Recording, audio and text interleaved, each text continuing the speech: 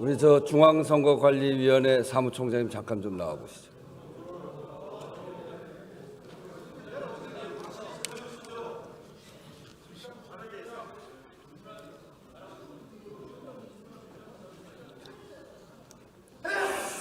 네, 수고하십니다.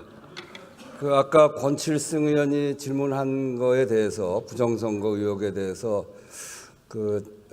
중앙선거관리위원회의 전산 해킹은 불가능하다. 그리고 우리 국가가 갖고 있는 선거 시스템의 부정선거라고 하는 건 있을 수가 없다. 그렇게 답변을 하시던데 그런 것이죠?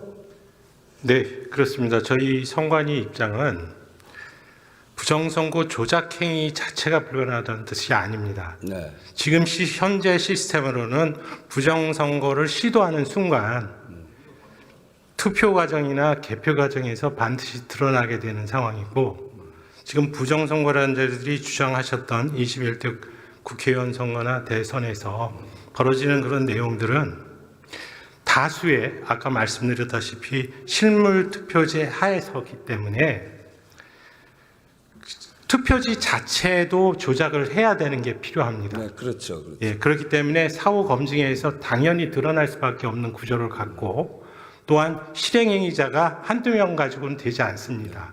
그래서 저도 지난번 선거 치른 사람으로서 총선거지 선거를 치를 때 이게 전자투표를 하는 것이 아니고 투표용지를 받아서 투표하는 사람이 가서 투표를 하고, 그리고 투표함으로 모아서 그것을 개표장에 가서 각 후보자들이 추천하는 개표 종사원들이, 개표 감시원들이 다 감시하는 상태에서 개표 종사원들이 개표하잖아요.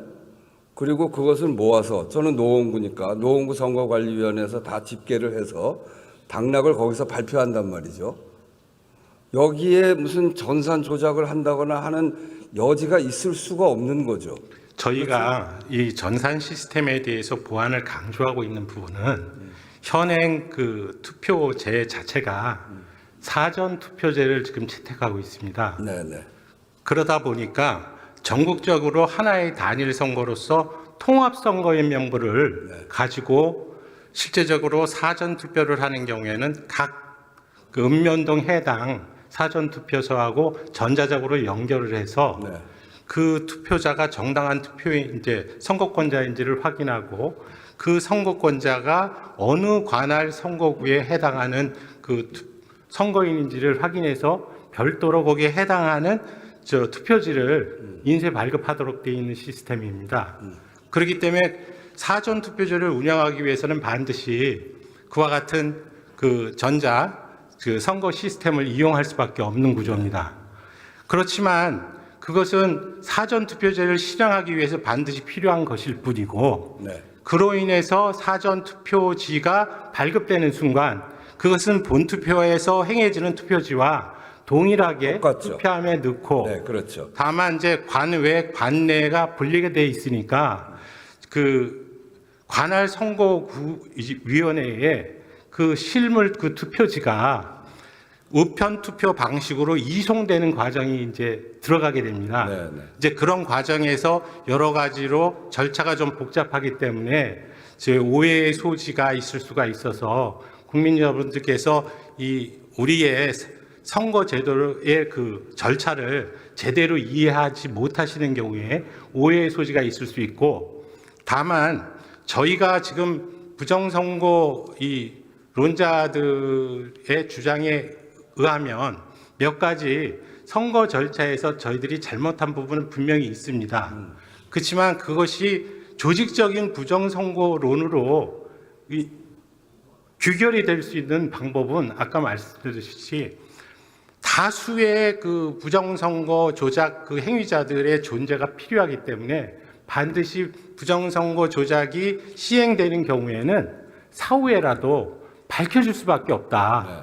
그런데 지금 지금 새해에 부정선거 주장하는 게 21대 국회에서부터 시작한 부분인데, 어느 누구도 부정선거가 어떤 방식으로 행해졌는지에 대해서 말씀하시는 분이 없지 않습니까? 네.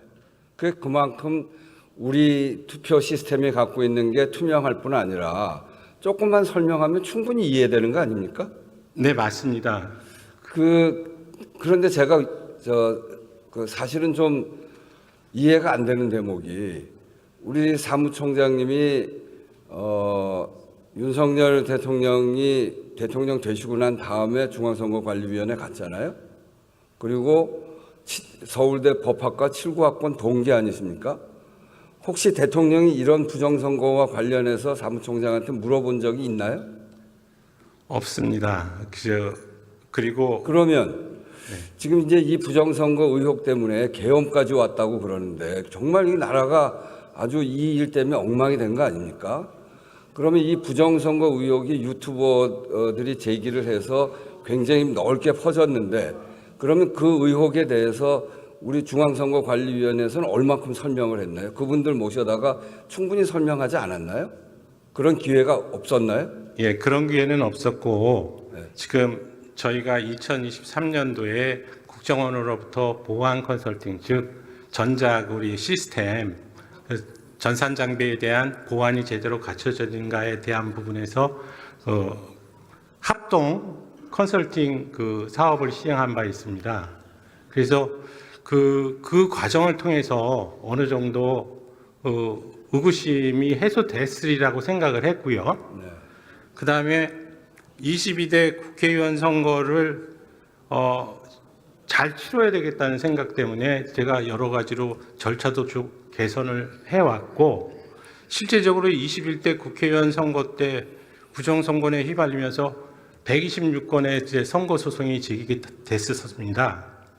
물론 한 건도 지금 인용된 바는 없고 하지만 22대 국회의원 선거 때 CCTV 보관 정서를 24시간 외부에 공개함으로써 실질적으로 모든 국민께서 관심 있으신 국민께서 볼 수 있도록 투표함을 직접적으로 지켜볼 수 있도록 조치를 했고 개표 과정에서도 수검표 과정을 도입해서 그러니까 이제 제 얘기는 그거 그렇게 투명하게 했는데 네. 결국은 부정선거 의혹이 사회적으로 굉장히 팽배하게 퍼져 있고 그러니까 그렇게 믿는 사람들이 많고 또 그런 의혹 때문에 대통령은 계엄까지 했다고 하고 그런 점에서 보면 중앙선거관리위원회 특히 대통령 임기 후에 사무총장으로 임명됐고 중앙선거관리위원회 가장 핵심적인 대통령의 친구라고 하는 분이 가서 좀 설명이라도 좀 하고 그런 오해를 불식시키고 그리고 그렇게 의혹을 갖고 있는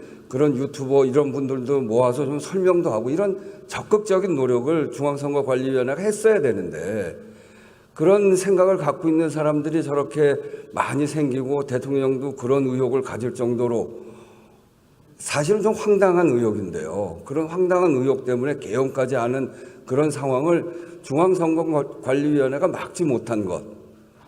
그건 전 참 잘못이라고 생각합니다. 네, 그 지적에 공감하고 저희들이 제대로 국민들에게 선거제도에 대한 홍보라든지 부정선거에 대한 반박 이런 부분들을 제대로 수행하지 못한 부분은 저희들 스스로 인정하겠습니다. 그리고 지금과 같은 이 국론이 부려되는 사태에 저희 선관위도 책임이 있다라는 생각을 하고 있습니다. 다만 선거관리위원회의 기본적인 목표는 지금 공정선거관리에 있고 그 공정선거관리를 하기 위한 전제 조건이 엄정 중립입니다. 그래서 제가 총장으로 와서도 제일 조심스럽게 생각했던 것이 선거관리위원회가 중립성 시비를 걸리면 제대로 공정한 선거관리를 의심받게 된다. 그래서 언행이라든지 이런 부분들을 최대한 양쪽 정당이나 이런 부분들의 오해를 사지 않도록 나름 중립을 지키려고 노력하다 보니까 너무 좀 소극적으로 대응한 부분도 있는 것 같습니다. 특히나 이렇게 사회적인 혼선을 만들어낼 수 있는 게 선거에서 부정이 있었다라고 하는 건 사회적으로 큰 혼선을 만들어낼 수 있는 거 아니겠습니까?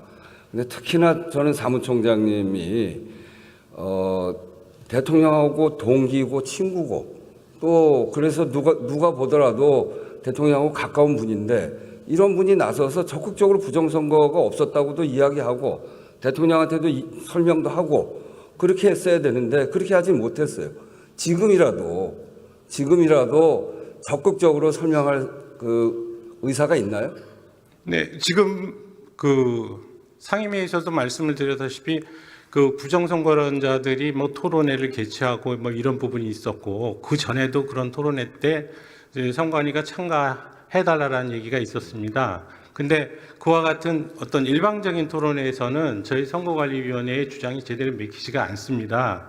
그렇기 때문에 만약 뭐 대국민적인 무슨 토론회나 이런 것들이 필요하다면 공개적인 방송으로 방송사를 주관하고 패널 숫자도 정확하게 그 일정 숫자로 맞추고 그런 식으로 대등하게 대국민을 설득하는 차원에서 서로 토론을 해보는 것도 하나의 방법이라고 생각은 하고 있습니다. 네, 그러니까 그 대통령과 대통령 주변에 계셨던 분들이 부정선거 의혹을 진짜 그렇게 믿었다면 중앙선거관리위원회에 있는 가장 가까운 자기 동기들 불러서 좀 물어나 좀 보고 그러고 그 확신을 가져도 늦지 않을 텐데 그렇게 한 것도 잘못입니다만 중앙선거관리위원회가 그렇게 부정선거 의혹을 제기하는 쪽에 대해서는 앞으로도 정부가 나서서 적극적으로 대응도 하고 그렇지 않다는 것을 설명하는 일이 굉장히 중요하다라고 하는 것을 다시 말씀드리면서 질의를 마치겠습니다.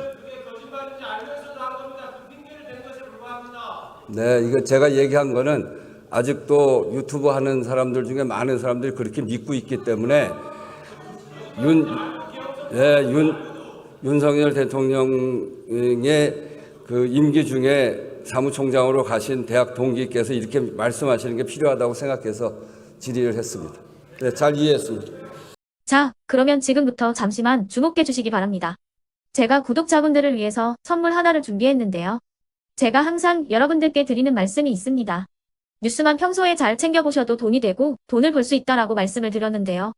여러분들은 여기 보시는 삼성전자 뉴스를 보고 어떤 생각이 드세요? 아니면 정치인들의 뉴스, 날씨 뉴스를 보고는 어떤 생각이 드시나요? 그냥 뉴스만 보고 끝내는지 아니면 이 뉴스를 어떻게 이용할 수 있는지 이 부분을 고민하고 계시는지를 되물어보고 싶습니다.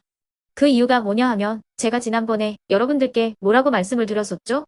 지금은 반도체 섹터를 눈여겨보셔야 한다고 말씀드렸습니다.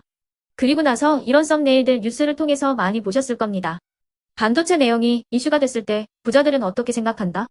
반도체 관련주들은 뭐가 있는지, 어떤 종목이 가장 좋은지, 어디에 투자해야 돈이 몰리는지 자연스럽게 생각한다고 제가 말씀을 드렸죠. 그 이유가 뭐냐 하면 부자들이 봤을 때는 이슈가 곧 돈으로 이어지고 그 이슈가 나에게 돈을 벌어준다는 경험적 확신이 있기 때문에 부자들은 항상 이런 사회적 이슈를 관심있게 챙겨본다고 제가 말씀을 드렸습니다. 이번에도 마찬가지인데요. 제가 지난번에 시청자분들과 함께하는 주식으로 수익 내기 이벤트를 진행했었죠. 당연히 100% 무료로 진행을 했었고요. 여기 보시면 아시겠지만 제가 지난번에도 구독이라고 보내주신 모든 시청자분들께 반도체 관련주 중에 가장 크게 급등할 딱 한 종목, 많은 종목도 아니라 한미반도체 한 종목을 여러분들께 추천드렸어요. 그러면서 여기 나와 있는 대로 정확히 얼마에 매수해야 하는지 그리고 수익률이 어느 정도 나왔을 때 팔아야 하는지를 이런 부분들까지 여러분들에게 정확히 알려드렸었는데 지금 실제로 어떻게 되었다? 오른쪽을 보시면 아시겠지만 제가 지난번 문자 발송으로 이 한미 반도체를 소개해드리고 나서 실제로 이렇게 5배 이상 어마무시한 상승이 나왔습니다. 100만 원만 투자를 했어도 무려 500만 원이 넘는 수익금이 생긴 거죠. 그래서 당시에도 굉장히 많은 분들이 제가 드린 이 한미 반도체로 수익을 내실 수가 있으셨을 텐데요. 다시 한번 축하드린다고 말씀을 드리겠고 이번에도 마찬가지입니다. 앞으로도 2024년, 2025년 계속해서 기대해볼 섹터는 AI입니다. 그 중에서도 AI 반도체는 그 누구도 부정할 수 없는 미래 성장 산업입니다.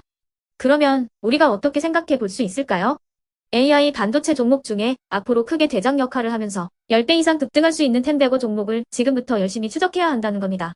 큰 돈을 투자하지 않더라도 월급의 일부분 아주 소액이라도 이 종목을 모아가야 수백 %의 수익률을 손에 쥘 수 있는 것이죠.